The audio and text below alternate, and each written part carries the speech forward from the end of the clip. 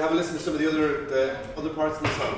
We had the beats there. What were the other beats? So then we had what we call the melody, which was the sound you heard first at the very start of the song.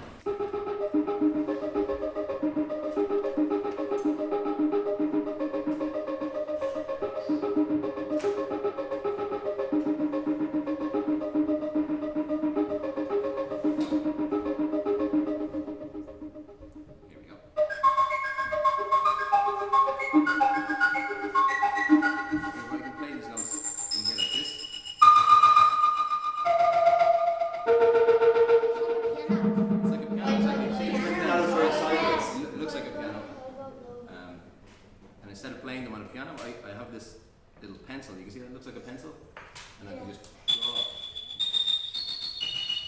low ones or really high ones. So I put them in like that, and it creates what we call the melody in the song. So you see on the beat, I'll just draw one of these red lines. See it? I'm making it. What that does is going to make it louder or softer in the beat. So if I play the beat, you'll get much softer when it gets quieter. It can disappear altogether, and then I can really loud. Quiet again. If it's high, it's loud. If it goes high, it goes really loud, and if it goes low, then it goes quiet.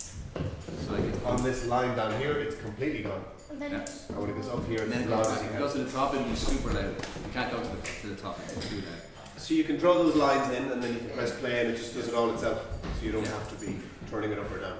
And I can also, with this line, use this controller here to move it. See that this, I can't see it off the screen, I need to do another one.